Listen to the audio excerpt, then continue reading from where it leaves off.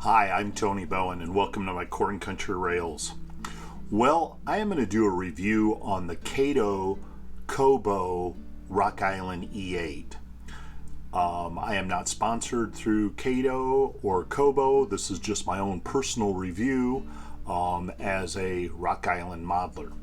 So these locomotives were introduced in October of 2021 for a pre-order from KATO-KOBO, and you could get one for $200. That is the straight up DC with the custom paint job, and then they just went up in two different tiers. You could get one with DCC at a higher price from that, and then you could get one with DCC and sound that was at the top end. And I just went with the strict DC model because, one, I like to put my own decoders in, so that way if there's also a problem, since I'm the installer, I can kind of troubleshoot what the problem was or is. And so I just went with the cheaper version, knowing that I could put my own decoder in, which I'm going to do today. And overall appearance of this locomotive is it's a pretty sharp looking unit. They did a nice job with a nice, crisp, clean painting. And just like all models when they come out, there's obviously going to be criticism about things that were wrong with the locomotive, and there's going to be some things about that were correct. This locomotive was not intended to be done as the prototype of the Rock Island. It was instead supposed to be prototype of the Baldwin City, Kansas Midland Valley Railroad that they have there. And for the most part, the locomotive's paint scheme is pretty well accurate, with the silver in the back or painted aluminum, having both the red and crimson. The striping is all pretty much accurate. Looking at the top, where a lot of times it'll come to a point on the E6s. Obviously, the E8s did not do that. Instead, they were kind of squared off by the housing that was already up there. So that was accurate. The other thing is that was really nice is that the Rock Island did not have dynamic brakes, and so it does not have the dynamic brake blister on there. So body-wise on the locomotive, it is pretty well accurate. Now, some things that aren't so great is obviously this red. When the flyer first came out, it was really hard to tell, was the red a true red, or was it a kind of a speckled metallic-y type red? And also not knowing, well, could it have just been a bad printed picture? And so it was kind of taking a gamble for myself in hopes that it would be the true red that a person would want.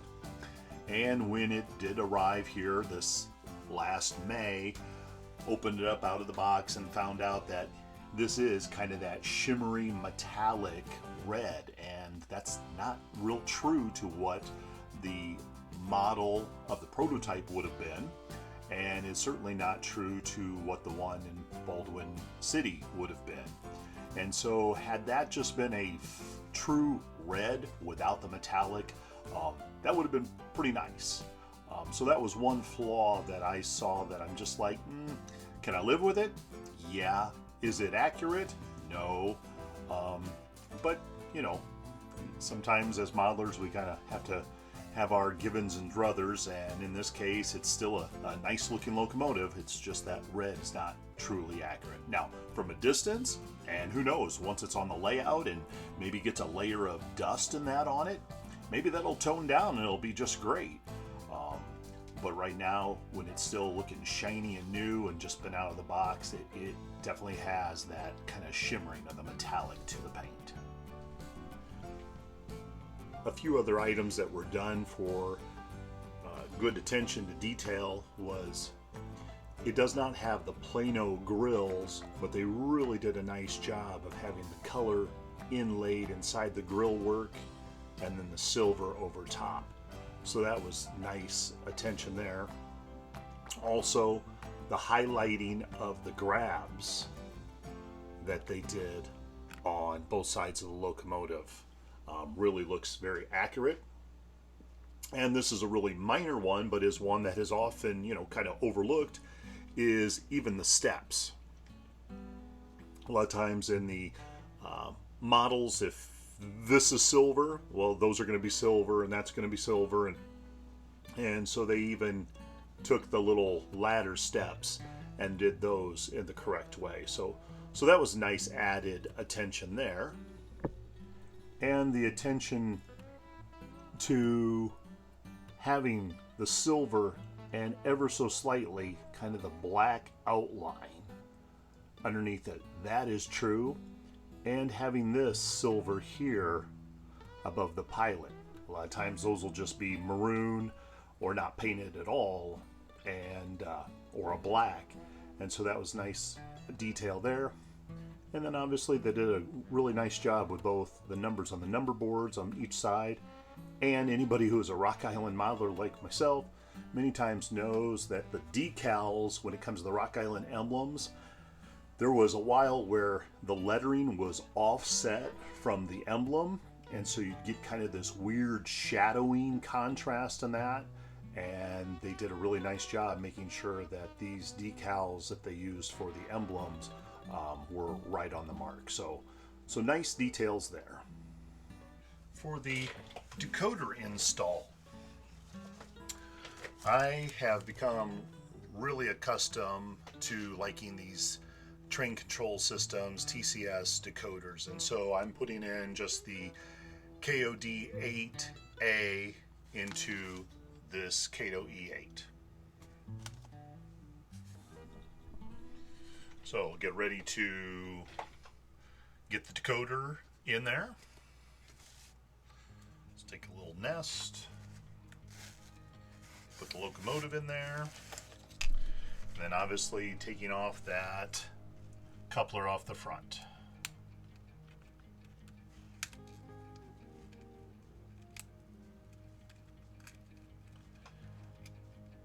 I always like to have a little tray. In this case, my little trays are reusable Pringles cups, or I should say Pringles lids. You can glue, paint, anything in them, and then after they dry, you can just scratch it off. So I kind of put all my parts as I take an engine apart in there. So the pilot is off.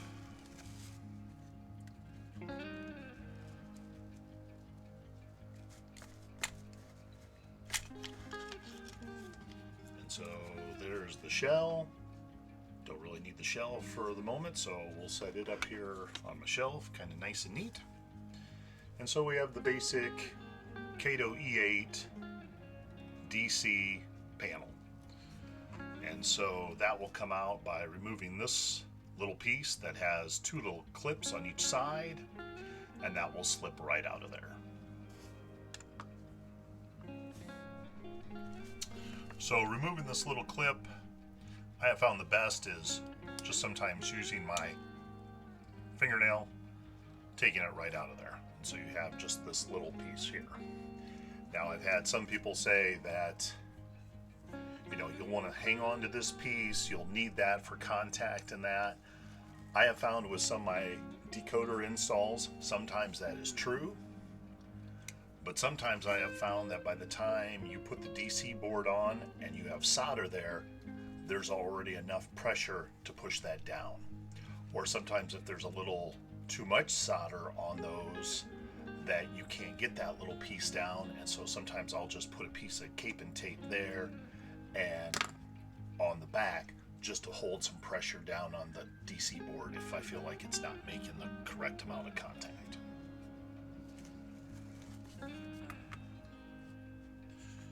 So the board simply slides forward, and that's all you have right there. So these usually I hang on to because there might be somebody out there that is a DC modeler and they might want those. So I just kind of hang on to those, and after a while I take them to my local hobby shop, and if I get a couple bucks for them, great. And so that brings us to the motor, our flywheels, and then our shafts that go to both drives. Now, one thing I will have to say as a modeler that I have enjoyed with these newer KATO locomotives is before you would have your contacts that would just kind of rest on top of the brass pickups from the trucks. And they worked, so-so. But I've really liked that KATO has put this little extra piece here and here, and it holds just a little tension down on those brass pickups here and here with those little tabs, so that there's a really good continuity in contact. And I've seen some people, and I've done it myself, where they have, trimmed these back and put little wires and soldered them onto here, and that's great. But in this case, this little plastic tab to hold that pressure down on the pickups has definitely helped. And so KATO, keep doing that to your E units, your F units and that, because that has definitely been an issue with a lot of us modelers. So before I even pull the brass pickups up, I'm going to have to put some cape and tape here and here so that these brass pickups don't touch those brass pickups. They need to be isolated. So before I take them out, I always like to put a little mark on them of where the tape needs to go. And usually on this side, I figure wherever this little divot point that they put in there, going this way is enough, but it always kind of helps to have a couple guides to say, hey, I need to put just a little band of cape and tape around there. And you don't want to put too much. Usually just like one piece around it is enough. If you're somebody that thinks you just need to wrap it and wrap it and wrap it, pretty soon you're going to build that up too much and you're going to run into problems. So just one little piece is all you need. So carefully, you can bend these up and then pull those pickup pieces out of there. And so just like those little tabs hold those pieces in, if you slide them back ever so slightly like that, they will pop out of there, and then you have access to both of those strips. And try to be very careful, obviously, not to bend those. So right now, the chassis in that I don't need for the moment, so I'm just going to set that up there on kind of my repair track, and I'll get started on these with getting the cape and tape. For the cape and tape, I probably bought this 10 years ago, and when somebody says, oh, it's like $14, buy a whole bunch of it, no. For N scale, I have found that I paid my $14 for this, and this is how much I still have left after 10 years, and that's after putting 80 some decoders in my locomotives here on my home layout, plus some other jobs I've done for other people. So it'll last you a lifetime. And so I'm usually pretty generous when I take a piece of it off, take my X-Acto knife, cut what I'm going to use. And so that's enough that I can cut and wrap, and I'll probably still have a piece that I will end up throwing away. So here's a little piece that I have. There's my little marks that I made on my strip with the Sharpie. So I'm basically going to lay that in there like that. And I usually just wrap from the back side. Now they're kind of sandwiched together. And I might wrap once underneath, and then that's it. Then I'm going to cut it. And that is going to be enough to isolate the power. If you find that there is some place you didn't get it totally isolated, or there's a little seepage or some kind of short, sometimes that is probably going to be the case right there. So that little piece there that I cut off, that's what I don't need. The rest of that one has that cape and tape right there, and so I'm going to do the same procedure with this piece right here. Okay, having the cape and tape now wrapped around both of the pickups on either side of the locomotive, I like to put them back in. And so this is a very delicate task. You want to be very careful because you don't want to break these tabs off. You don't want to bend these, but I usually put them in right away. So I will try to do this as quickly as possible, but also knowing that I might use the time-lapse part because sometimes it takes more than one attempt to get those taken care of.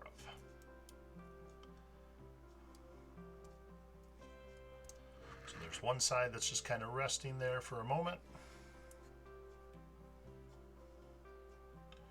Come over here and do the other side.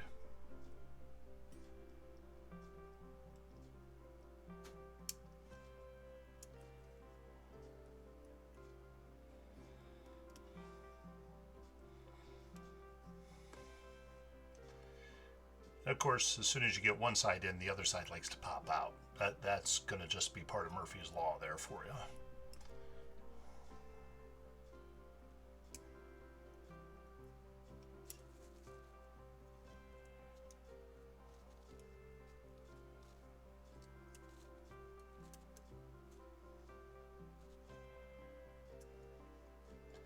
All right.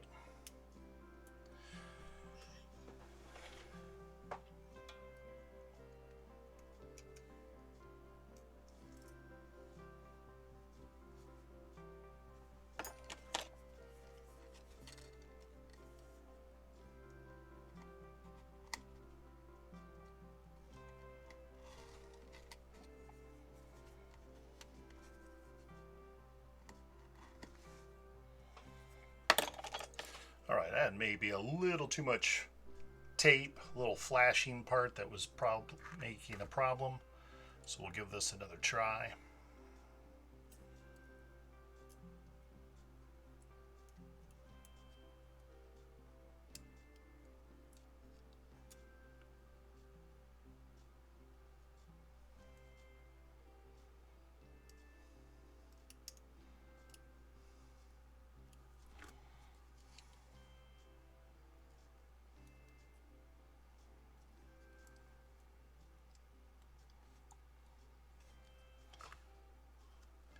All right, and there we go. So now it'll be slipping these little covers right in there. So I ever so gently kind of put my fingers on the back, set that down, and then it kind of just snaps in place. And so now that is kind of holding some tension on those two pickups.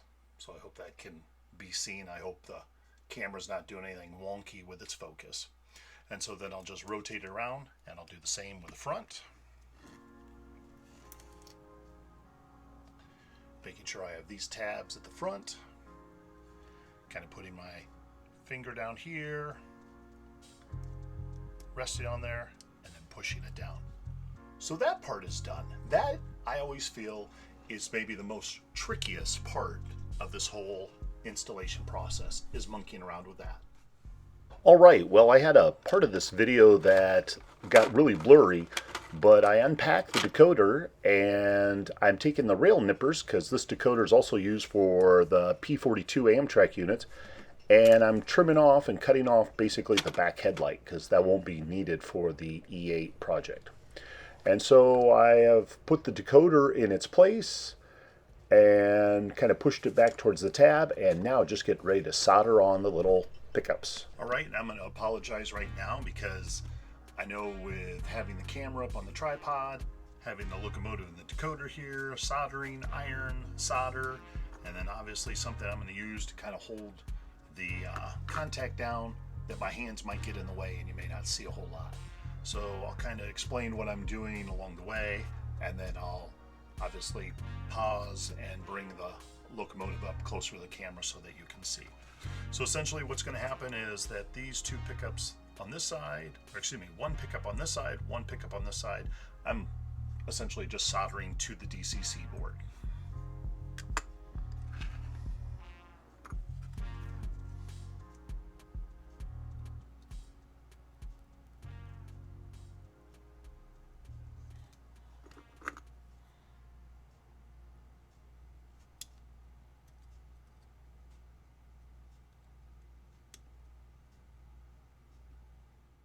Make sure it has a good contact. I always let it cool a little bit. All right. And so I have one side soldered on, and then I will do the same for the other pickup.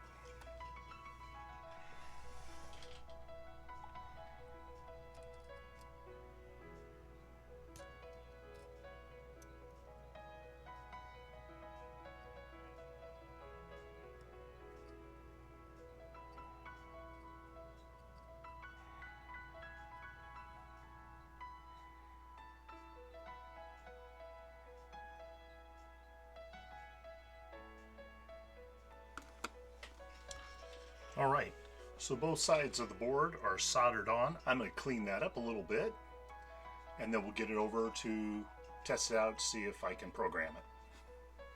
So I cleaned up the solder a little bit, and as you can see, because of the way it's built up, that little plastic tab that they wanted you to kind of put back on there is not going to work. And so that I basically discard. And so we'll see if we can get this to program and get it to take an address on that and get it ready for the rails. I have my locomotive on the programming track. These tracks go into my staging yard. My programming track is isolated from the rest of my railroad. And so I'm going to hit program and use program track, enter, yes. And so in this case, I want to do the standard, so I'm going to hit 1. And so it's waiting for a minute because it needs to verify and read the decoder. Sometimes this takes a long time, sometimes this moves pretty quick. And so it says that the manufacturer decoder is 153, which is TCS, so that is correct. So I hit enter.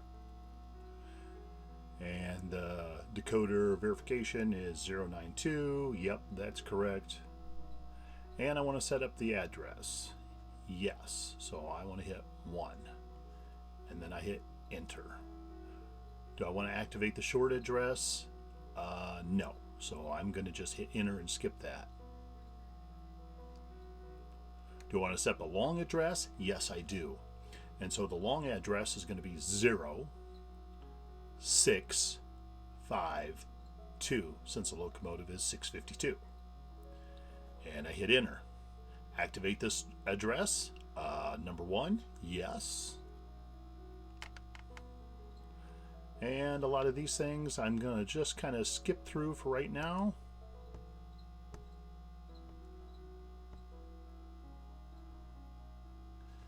And I'm going to hit exit. Okay, so now I see that I have locomotive 652 and I have forward. I have no speed yet, so we're going to take it off the programming track and put it on the layout and see if we have a locomotive acquired.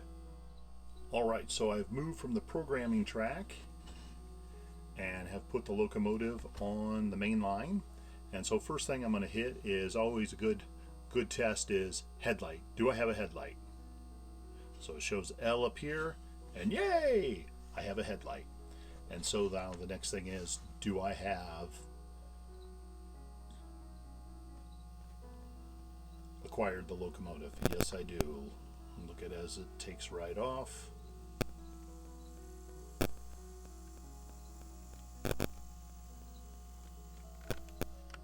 And change directions. No headlight in reverse. Nice, smooth, slow running. Wonderful.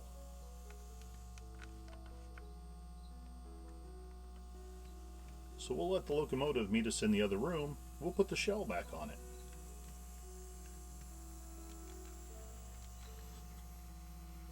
So the locomotive has made it back from my staging area to the train room, and I'm about ready to put the shell on. But one thing I like to do before I put the shell on is that I have found that a lot of times the KATO locomotive headlights, they tend to bind a little bit when putting the shell on. So I'm going to bend that headlight down just ever so slightly a little bit. That helps with the shell to go back on. The other thing is the light is extremely bright. A lot of intensity there. And so I usually take just some flat black paint and just around the back side and underneath paint it black so that only the front part of the light is kind of shining. Otherwise, with the way it's lit now, you'll have light that might shine down onto the trucks. You might have that whole cab seem illuminated and that. And if that's the look you're going for, hey, by all means, you do you. But for myself, I tend to want to have that light maybe more focused towards the headlight. And so I'll kind of paint some of that black to kind of make sure it's all concentrated there, and any light that does kind of bleed over is kind of dulled down by just some good old flat black paint. So I have my black paint. I'm just using a medium micro brush here because you don't need, first off, a lot of paint. And just take the locomotive and just kind of dab underneath the headlight, kind of working towards the front, being careful not to get the front of the light bulb covered in paint, because that's obviously not what you want to do. And you can even touch up the back of the paint, because obviously some light might bleed out there. And then don't forget just a little bit under. All right. So essentially I have the light bulb painted. All you can see is the clear in the front, but around the sides, everything is all black. And so I'll just let that dry for about a half hour, 20 minutes or so, and it'll be good to put the shell on. Also make sure to bend that headlight down so it kind of touches there as well. That'll help when it comes time to putting the shell back on the locomotive.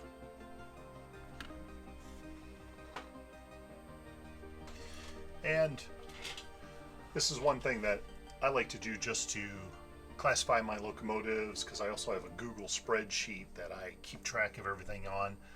But if there'd ever be a chance that the chassis and the shell get separated from one another, or I'm doing major cleaning and that, I always like to label the shells and that and the chassis.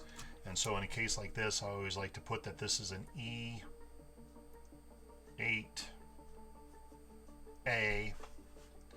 and then somewhere in there I will write the DCC address. So E-8-A and then 0652, and then I'll do the same on the other side. 0652, and that this is an E-8-A.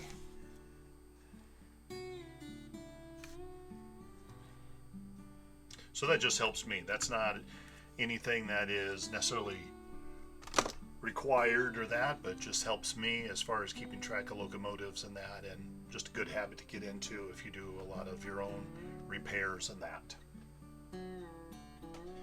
And now it's time to reassemble our locomotive. The headlight is all dry.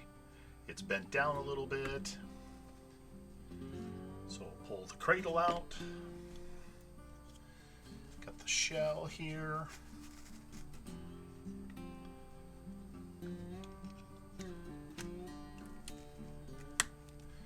Drop nicely in place there. And time to put the coupler back together. And this is definitely a tricky part, and so I'm going to apologize right now because you might see more hands than the actual action of what is going on. And hopefully you'll also hear no cursing, because that sometimes is part of the process as well. I will be replacing the couplers with micro trains later on. I just don't happen to have any in my own private stash right now, and so I'm going back to what the standard stock KATO couplers are that came with the locomotive. So I have the coupler in, I have the pilot part in, and so I use my fingernail to kind of just hear the clicking for them to kind of snap in, and it's there. And sometimes just check it with my thumb again. And so there we go. Locomotive is ready for the rails, I believe. And there you have it. Total install with a little bit of a review of the KATO-KOBO Rock Island E-8. So we'll let it run on the layout for a little bit here. If you're interested, the actual prototype of the Rock Island 652 is preserved and is in Manly, Iowa, along with a sister unit, E-8-A 630, housed at the Manly Railway Museum, affiliated with the Iowa Northern. Dan Sabin, president of the Iowa Northern, has saved both locomotives. They are not in the paint scheme that you see here. They are in a modified Rock Island paint scheme. But it's nice to know those two locomotives have been preserved and have currently gone under some restoration work.